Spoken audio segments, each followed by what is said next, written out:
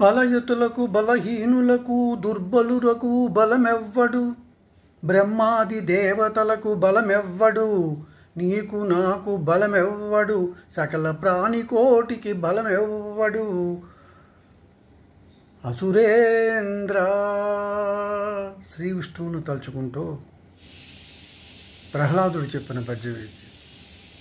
మన బాధలో ఉన్నప్పుడు మనకి బలాన్ని ఎవరిస్తారు?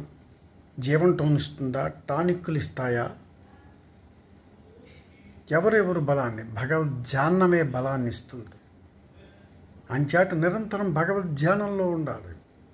నిన్ను నన్ను రక్షించేది, నిన్ను నన్ను కాపాడేది అన్నీ కూడా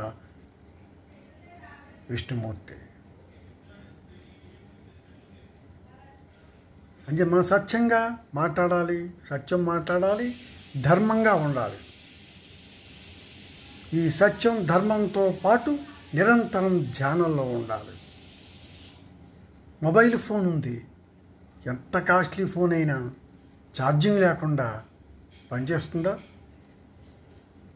పని చెయ్యదు. ఆ ఛార్జింగ్ లాంటిదే ధ్యానం. మనిషిలో జీవశక్తి పెరగాలన్నా, పవర్ పెరగాలన్నా నిరంతరం ధ్యానం చేస్తూ ఉంటే ఆ వాక్శుద్ధి, ఆ పవరు, మనిషి యొక్క శక్తి పెరుగుతుంది. అందుచేత ఏ బాధ వచ్చినా భగవంతునికి చెప్పుకోండి. ఎవరికి చెప్పవలసిన పని లేదు. ఎవరో వస్తారని, ఏదో చేస్తారని ఎదురు చూసి మోసపోకుమా అన్నాడు ఒక కవిగారు. మనుషులకు చెప్పుకునే కన్నా భగవంతునికి చెప్పుకోవడం మంచిది, సర్వదా మంచిది. నిరంతరం ధ్యానం చేసుకోండి, సత్యపదాన నడవండి, ధర్మంగా జీవించండి. Thank you.